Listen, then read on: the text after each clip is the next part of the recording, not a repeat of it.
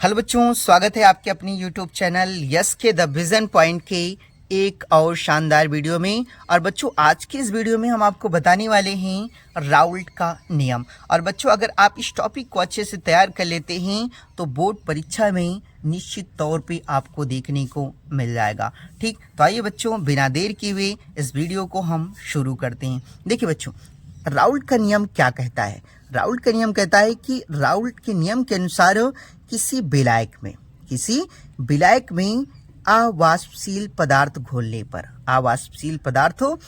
पर प्राप्त विलयन के वाष्प दाब का अपेक्षिक अवनमन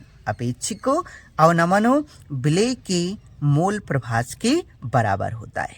ठीक, तो देखिए, जैसे कोई बच्चों क्या है, कोई विलायक, ठीक, उसमें कह रहा है कि हम अवाष्पशील पदार्थ क्या करते हैं, घोलने पर जो प्राप्त होता है विलयन, ठीक, वाष्प दाब का अपेक्षिक जो अवनमन है वह मोल प्रभाज की क्या होता है, बराबर होता है। यानी कहने का मतलब देखिए बच्चों, ये क्या है, ये आपका शुद्ध विलायक है। ठीक, ये शुद्ध विलायक है और बच्चों ये शुद्ध विलायक का क्या है, वाष्प दाब है। और इसे जो है पी नॉट से क्या करते हैं, प्रदर्शित करते हैं। इसे बच्चों किससे प्रदर्शित करते हैं, पी नॉट से।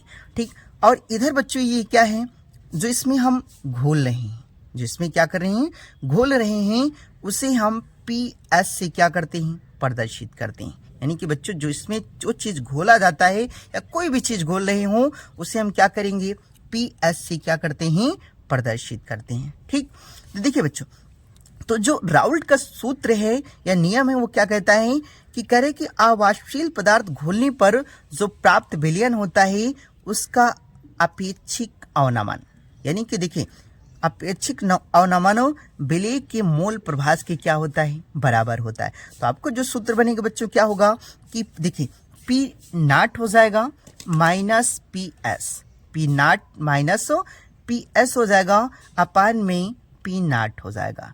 ठीक, और ये क्या है बच्चों, अपेक्षिक अवनमन है, यानी वाष्प दाब का अपेक्षिक अवनमन है। और इसके बराबर हो जाएगा बच्चों यन अपान में यन प्लस एन, यानी कि ये मोल प्रभाज की क्या होता है, बराबर होता है। ठीक, तो ये आपका ये क्या हो जाएगा बच्चों, राउल्ट का ये फार्मूला हो जाएगा। ठीक, उसके बाद क्या करना है बच्चों, देखिए उसके बाद जो आपको लिखना है, देखिए यदि विलयन तनु हो, यदि विलयन क्या हो, तनु हो, तो P not minus P S, P not minus P S अपान में क्या हो जाएगा, पी नॉट।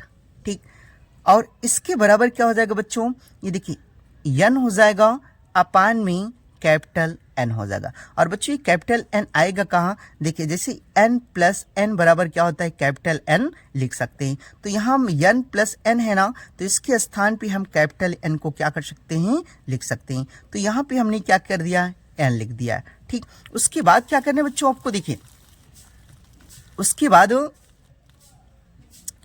यहाँ पे देखिए फिर आपको क्या करना है, इतना लिख दिया तो यहाँ क्या हो जाएगा बच्चों, पी नॉट हो जाएगा minus P S, P not minus P S हो जाएगा। उसके बाद अपान पी नॉट हो जाएगा। और फिर इसके बराबर अगर इसको हम शुद्ध देखें, इसके बराबर ये क्या हो जाएगा, स्मॉल डब्ल्यू हो जाएगा, अपान में स्मॉल एम। ठीक, अपान हो जाएगा, फिर कैपिटल डब्ल्यू हो जाएगा, फिर एम हो जाएगा। ठीक, और बच्चों अगर इसको हम शुद्ध रूप से लिखेंगे तो देखिए क्या होगा, ये होगा पी नॉट हो जाएगा माइनस पी एस हो जाएगा, P not minus P S हो जाएगा, अपान में क्या हो जाएगा बच्चों, पी नॉट हो जाएगा। ठीक, और इसके बराबर डब्ल्यू अपान एम। और बच्चों ये डब्ल्यू क्या है, ये विलय का भार है, ये विलय का क्या है, भार है। और जो ये यम है बच्चों वो क्या है, विलय का अणुभार है, और विलय का क्या है, अणुभार है। उसके बाद इंटू हो जाएगा, फिर देखिए एक कैपिटल एम है, जो ये कैपिटल एम है बच्चों वो क्या है, विलायक का अणुभार है। और ये जो कैपिटल डब्ल्यू है वो विलायक का भार है। ठीक, इतना हो जाएगा। और बच्चों आपके समझने के लिए देखिए हमने यहाँ लिखा भी है, आप यहाँ इसको अच्छे से देख सकते हैं। देखिए जो पी नॉट है वो शुद्ध विलायक का क्या है बच्चों, वाष्प दाब है, ये विलायक का क्या है, वाष्प दाब है। और ये जो पी एस है वह विलयन का वाष्प दाब है, विलयन का क्या है बच्चों, वाष्प दाब है। और ये डब्ल्यू ए जो स्मॉल डब्ल्यू है वह विलेय का भार है, वह विलेय का क्या है बच्चों, भार है। ठीक, और जो स्मॉल एम है वह विलेय का क्या है, अणुभार है, वह विलेय का अणुभार है। और जो कैपिटल डब्ल्यू है वह विलायक का क्या है, भार है। और जो कैपिटल एम है वह विलायक का क्या है, अणुभार है। ठीक, वो विलायक का क्या है बच्चों, अणुभार है। ठीक, उसके बाद बच्चों यहाँ पे देखते हैं, देखिए आपका इतना करने के बाद ये आपका क्या हुआ बच्चों, फार्मूला हुआ। और इस फार्मूले पर आप क्या कर सकते हैं, कोई भी सवाल हो यानी राउल्ट्स के नियम संबंधित आप क्या कर सकते हैं, उसको लगा सकती हैं। और यही आपका क्या कहलाता है, राउल्ट्स का फार्मूला। ठीक, और बच्चों आपके एग्जाम में पूछता भी है कि राउल्ट का वाष्प दाब का अवनमन नियम लिखिए।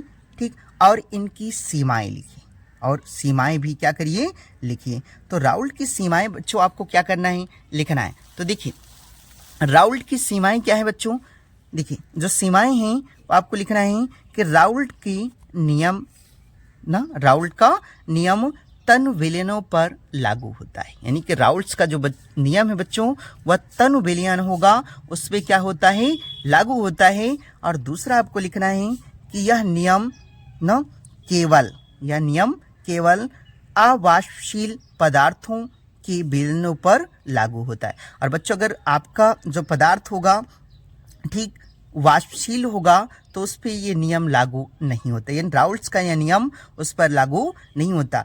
तो राउल्ट्स का नियम जो है बच्चों किस पर लागू होता है, जो हमारा पदार्थ होना चाहिए वो क्या होना चाहिए बच्चों, अवाष्पशील होना चाहिए। ठीक, उसके बाद बच्चों आपको क्या करना है, जो तीसरा लिखना है, वैद्युत अपघट्यों के विलयनों पर राउल्ट का नियम लागू नहीं होता है। ठीक, यानी कि बच्चों वैद्युत अपघट्य के विलयनों पर राउल्ट का नियम लागू नहीं होता है। तो बच्चों यही रहा आपका राउल्ट्स का नियम। और जैसे कि बच्चों आप देखेंगे तो हर साल लगभग में आपके एग्जाम में क्या होता है, पूछा ही जाता है। कभी पूछता है कि राउल्ट के नियम को परिभाषित कीजिए और उनकी सीमाएं लिखिए, या कभी कह देता है कि बच्चों राउल्ट के नियम को क्या करिए, समझाइए। तो ऐसे ही कई प्रश्न आपके एग्जाम में क्या करते हैं, आते रहते हैं। तो बच्चों अगर आप इसको अच्छे से याद कर लेते हैं ठीक, तो आपके एग्जाम में ना हो सकता है कि अब की बार क्या हो जाए, आ जाए। ठीक, तो आई होप बच्चों कि आपको यह वीडियो पसंद आई होगी। और अगर यह वीडियो पसंद आई है तो इस चैनल को लाइक, सब्सक्राइब और शेयर करना ना भूलें, ताकि मेरी कोई भी वीडियो हो वो आप तक सबसे पहले पहुंचे।